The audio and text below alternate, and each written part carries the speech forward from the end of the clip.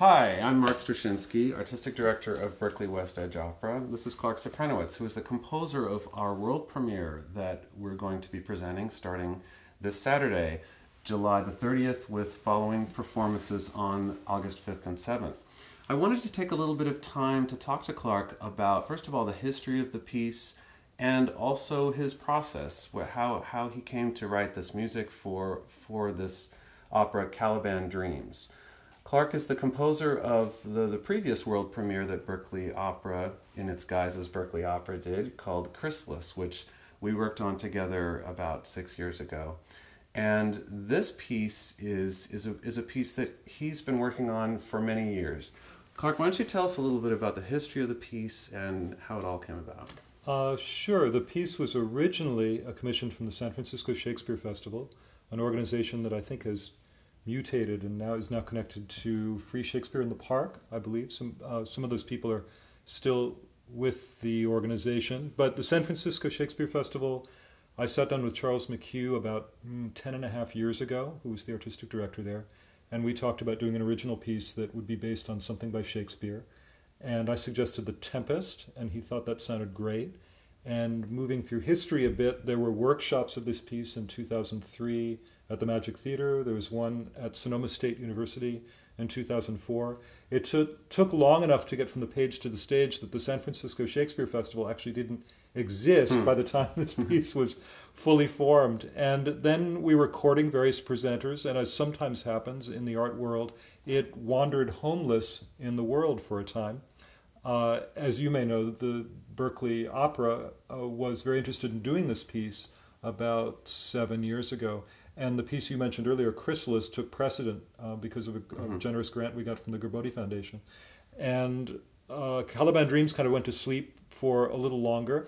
And partly, I believe, through the instigation of John Dykers, who's the featured tenor in the piece, the National Endowment for the Arts came through with some funding, and it's finally making it to the stage. Yeah, and one of the other big reasons was that Jonathan Cooner, who is our music director, has been involved with the piece since, which, not from the very beginning, but he got involved with you at what point? Jonathan conducted the Magic Theater workshop that I mentioned that was done in collaboration with Z Space Studios.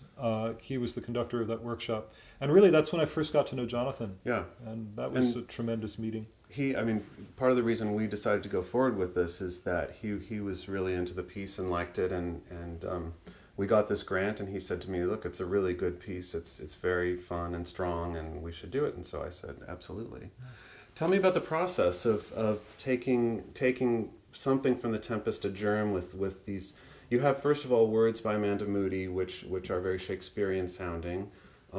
Did it start with the words and then you composed based on what she gave you, or how did that come about? Well, I can only answer as far as the way I do this kind of work, which is extremely collaboratively. I sat down with Amanda and also with Missy Weaver, the director, very early on, and we just brainstormed and we thought about this wonderful piece, The Tempest, and also the challenge of taking these sprawling Shakespearean sagas and turning it into a piece of singing theater. Amanda had the very bright idea to focus on the characters of Caliban and Ariel, and also she noticed something that once you see it you can't miss, but somehow we had, which is that there seems to almost be a missing scene in the original play. In The Tempest. In The Tempest. And in a sense the missing scene is what our opera is, and it tracks the trajectory of Caliban, this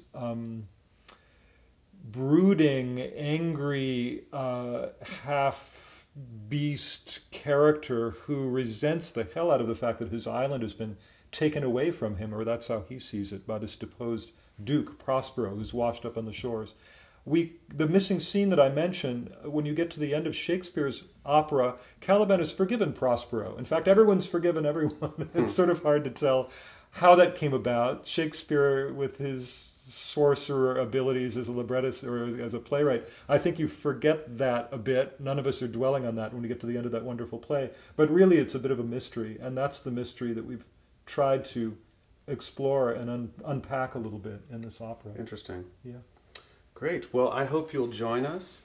Performances are July 30th, August 5th and 7th, with subsequent performances in Sonoma the weekend after. Thank you very much. Thank you.